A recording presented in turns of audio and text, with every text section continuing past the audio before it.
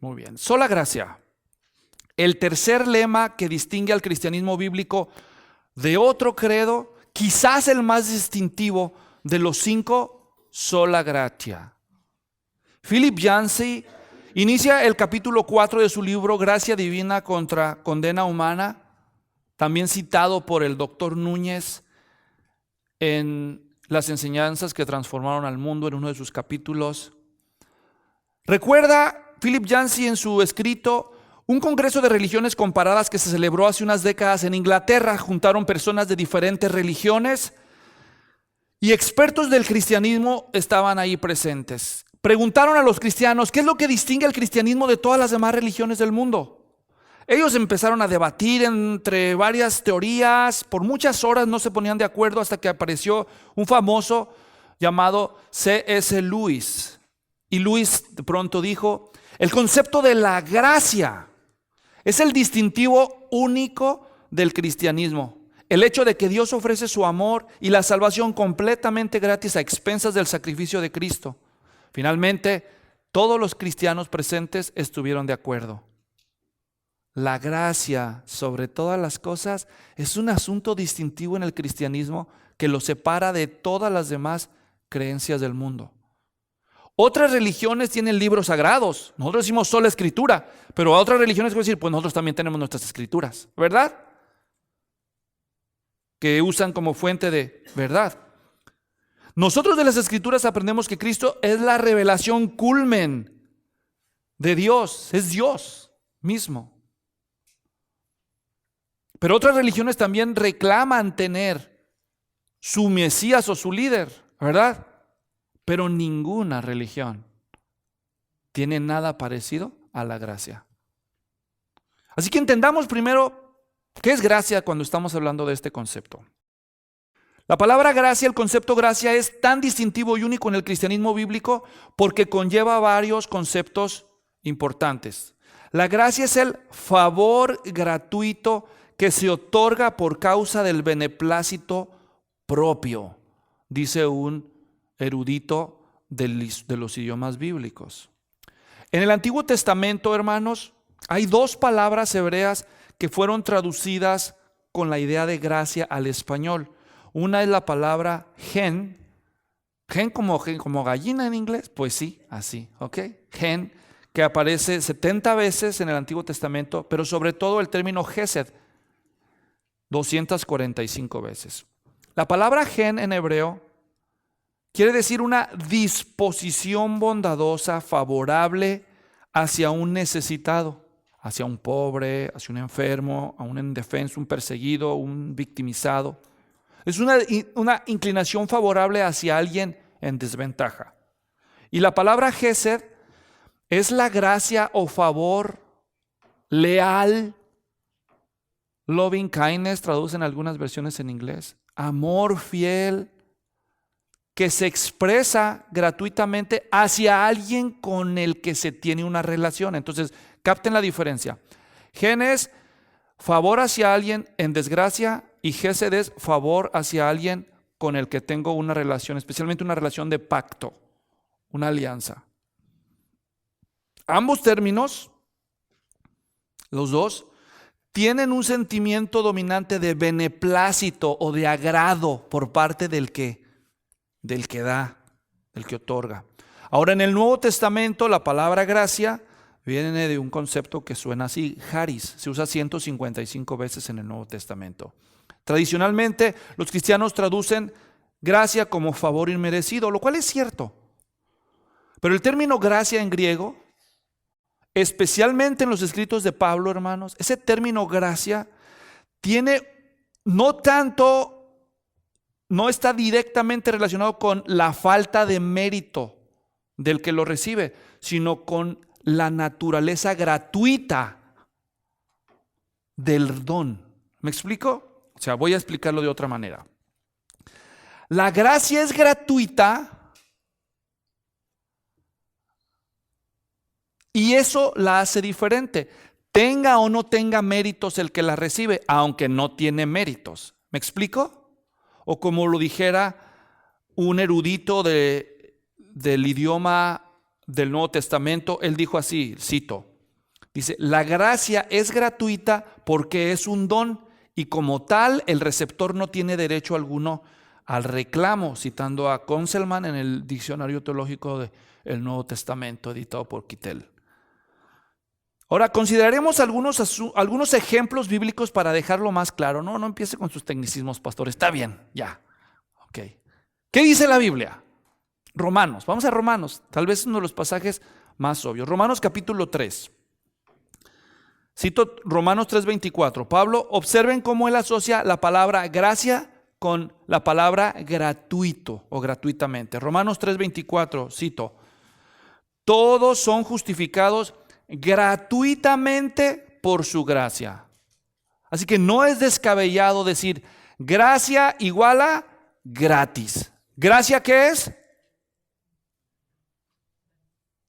Gracia igual a gratis o gratuitamente. ¿Qué es gracia? Pero no lo digan tan fuerte, hermanos, porque van a despertar a los otros. ¿Ah? ¿Qué es gracia? Gratis.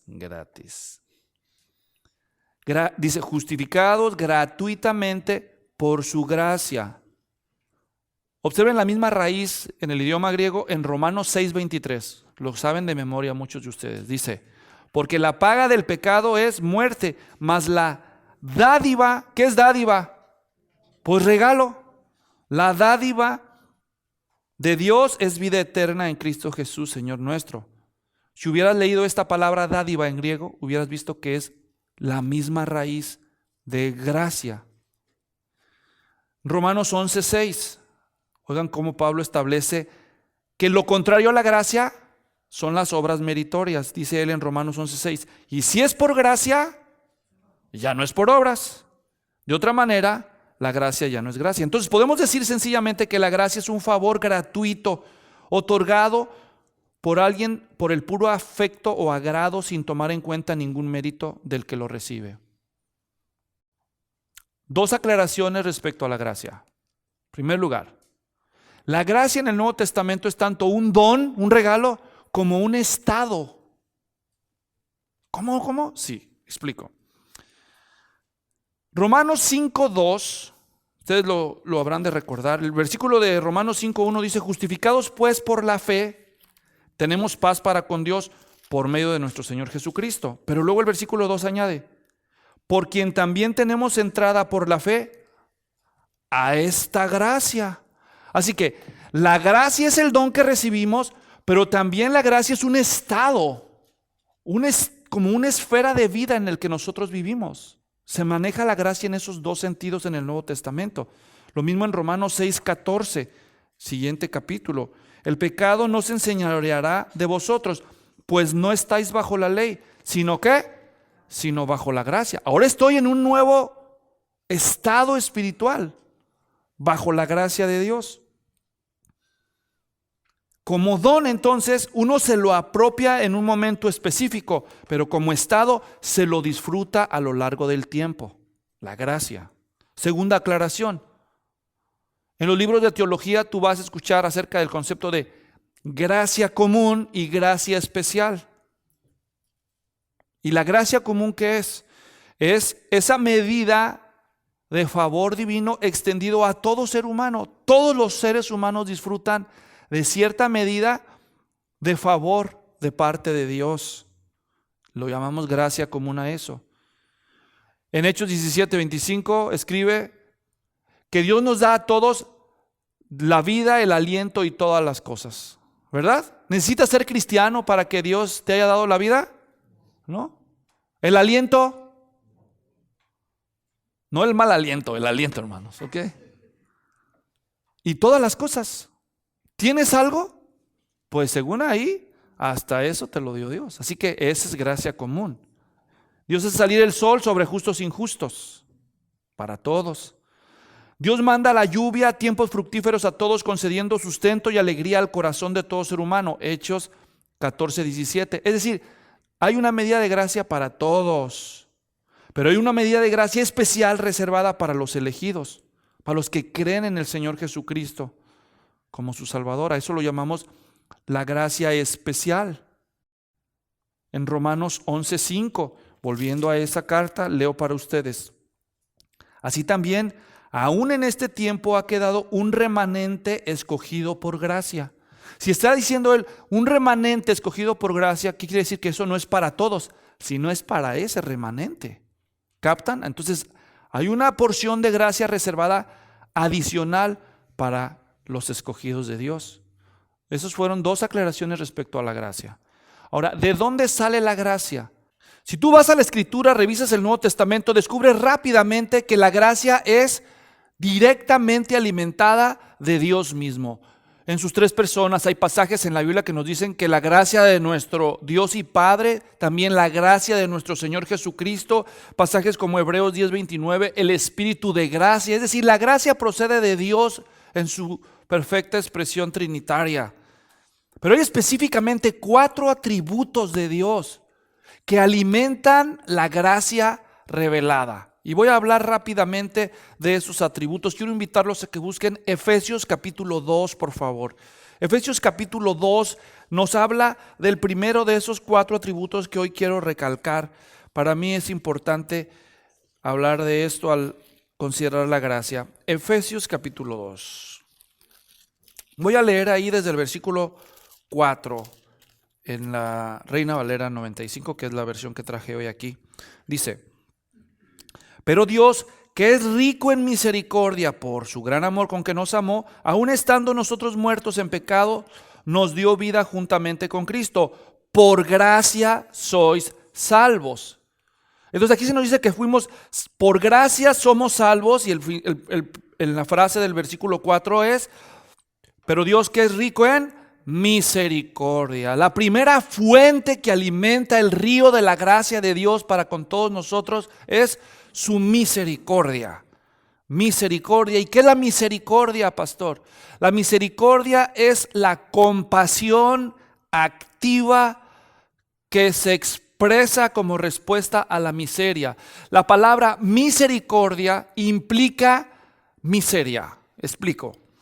Dios, cuando Él es testigo de la miseria de alguien, su carácter y su naturaleza mueven su corazón y despierta en él un sentimiento de compasión.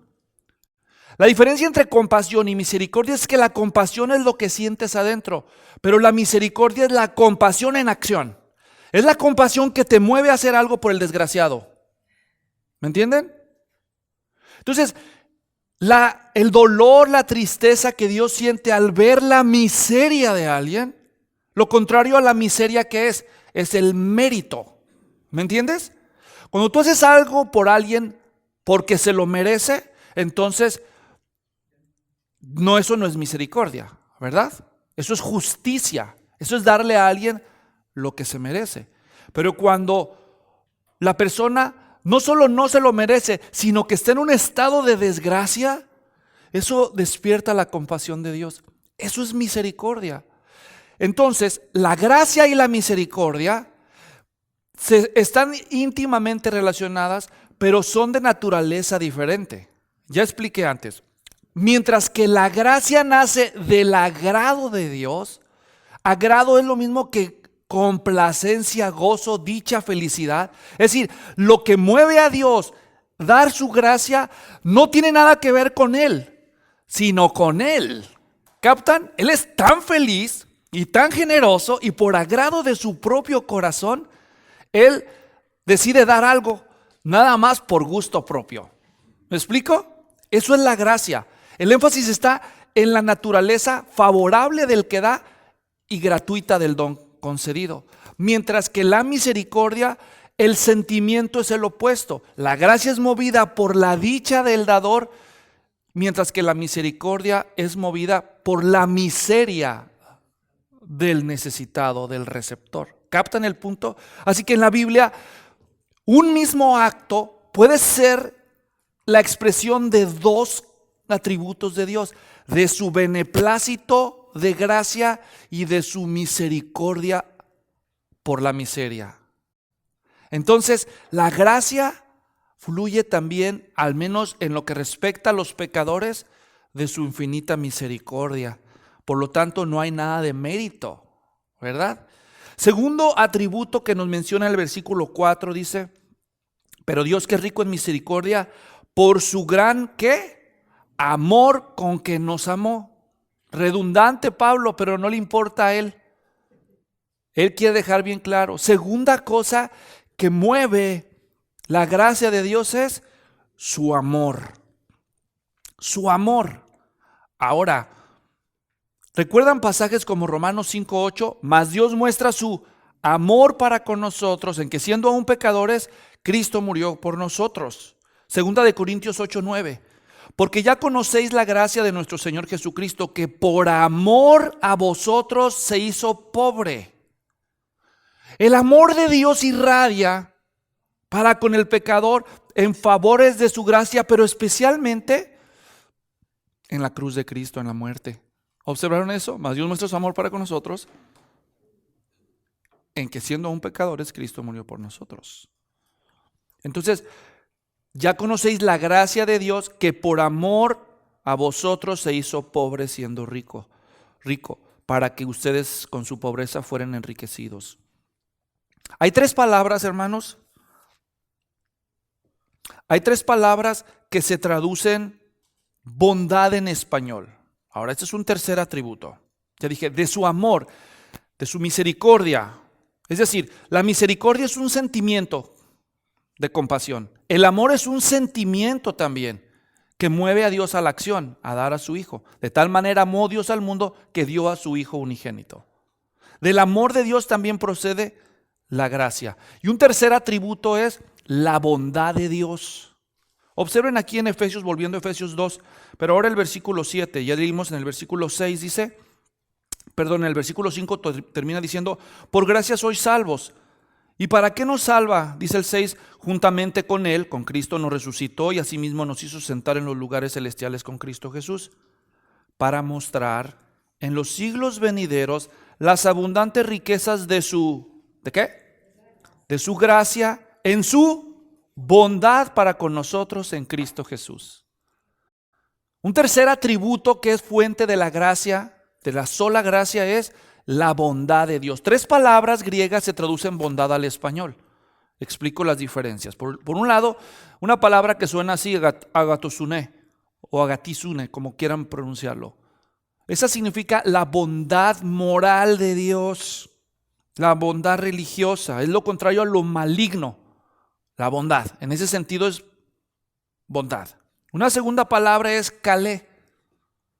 Kalé es la bondad estética, o sea, la belleza o la calidad. De ahí viene la palabra castellana calidad, de kalé en griego. ¿Me entienden? Y una tercera palabra que se traduce bondad es la palabra chrestotes, que significa bondad útil o beneficiosa, es decir, que te hacen algo provechoso para ti. De donde podríamos decir viene la palabra benevolencia. En Efesios 2:7, la palabra bondad que se usa ahí es esa, chrestotes, la benevolencia, el amor benefactor de Dios. Es decir, Dios sabe que tú necesitas algo. Entonces, Él hace lo que tú necesitas para tu bien. Ese es este concepto. ¿Captan el punto? Es una bondad benéfica. Bueno, en este contexto, la necesidad de la que está hablando Pablo, ¿cuál es? La salvación. ¿Captan el punto? Y Él provee su gracia para hacernos ese bien por causa de esta necesidad. Entonces, las fuentes de la gracia de Dios son su misericordia, su amor, su bondad, pero sobre todo su soberanía. Diga soberanía. Soberanía. En Efesios capítulo 1, volviendo la página atrás, en el versículo 5 y 6 leo. Por su amor, otra vez el mismo concepto, nos predestinó para ser adoptados hijos suyos por medio de Jesucristo, según el puro afecto de su voluntad. Su voluntad, ¿la voluntad de quién? De Él, ¿verdad? Según la voluntad de Dios. Sigo leyendo. Dice el 6, para alabanza de la gloria de su gracia.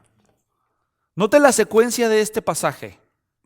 Dice que Dios, el Dios de amor, por afecto de su propia voluntad, predestinó a algunas personas para ser hijas suyas, para alabanza de la gloria de su gracia. O sea que fue la voluntad de Dios. Tal vez más claro lo leemos en 2 de Timoteo 1:9. Escuchen, 2 Timoteo 1:9. Quien nos salvó y llamó con llamamiento santo, no conforme a nuestras obras, sino según el propósito suyo y la gracia que nos fue dada en Cristo Jesús. Entonces, el lema sola gracia nos sirve para proclamar que Dios es soberano cuando manifiesta su carácter dichoso, compasivo, amoroso y benéfico sin depender de ningún mérito humano. La gracia es exquisita porque cuando una persona experimenta la gracia, según el Nuevo Testamento, esa persona va a expresar la recepción de esa gracia en múltiples tipos de efectos. Es decir, la gracia es una especie de virtud radioactiva, porque cuando tú la recibes, irradia un poder que se traduce en ciertos efectos. ¿Efectos como cuáles, Luis? Me preguntarás. Por ejemplo, Romanos 5:21 nos dice que el que recibe la gracia experimenta justificación y vida eterna. El pasaje que acabamos de leer, Efesios 1:6, dice que por causa de la gracia somos aceptos en el amado, o sea, aceptación delante de Dios. Tito 2:11 dice que la gracia de Dios se ha manifestado para la salvación, a todos los hombres. Es decir, efecto de la gracia es salvación. En Romanos 5:2 dice, hablando de la gracia de Dios, en la cual estamos firmes y nos gloriamos en la esperanza. Otro efecto de la gracia es firmeza en la fe, gozo en la esperanza. 1 Corintios 15:10 dice Pablo, he trabajado más que todos ellos, pero no yo, la gracia de Dios en mí. ¿Qué produce la gracia de Dios en el creyente como Pablo? Fortaleza para el arduo trabajo del ministerio. No es fácil servir a Dios, pero la gracia suple su poder a nosotros. Tito 2 dice que la gracia de Dios nos enseña a renunciar a la impiedad y a los deseos mundanos. La gracia de Dios nos conduce al proceso de la santificación. También en el mismo pasaje leemos que renunciando a la impiedad y a los deseos mundanos, la gracia nos enseña a vivir en este mundo de manera sobria, justa y piadosa. Una vida de consagración. La gracia de Dios nos motiva a la oración. ¿Se acuerdan Hebreos 4:16 cuando dice, acerquémonos pues al trono de la gracia para hallar misericordia y gracia para el oportuno socorro? Otra vez, decir, participar de la gracia, ¿qué nos debe motivar? A acercarnos a ese trono de la gracia. La gracia nos fuerza y nos motiva a servir a Dios, 1 Pedro 4:10. A abundar en buenas obras, a permanecer firmes en la fe. Pero a pesar de que la gracia es gratis, en la Biblia se nos dice que hay condiciones para participar de la gracia. Una de las condiciones para participar de la gracia es la fe, pero vamos a hablar de eso en la próxima de las olas. La otra condición que las Escrituras nos revelan para la gracia es la humildad. Santiago 4 dice, Dios resiste a los soberbios y da gracia ¿a quién? A los humildes. ¿Verdad? Entonces, la gracia es el tesoro inagotable de las infinitas riquezas espirituales, como dice Efesios 1:7. Y vamos a necesitar una eternidad para seguir conociendo sus alcances. Baste decir a modo de conclusión de este punto que sin la gracia no hay evangelio. ¿Qué es evangelio, hermanos? Buenas nuevas. ¿No es cierto? Buenas nuevas. Eso es el evangelio, las buenas nuevas. Buenas nuevas. Cuando no hay gracia, hermanos, no hay nuevas.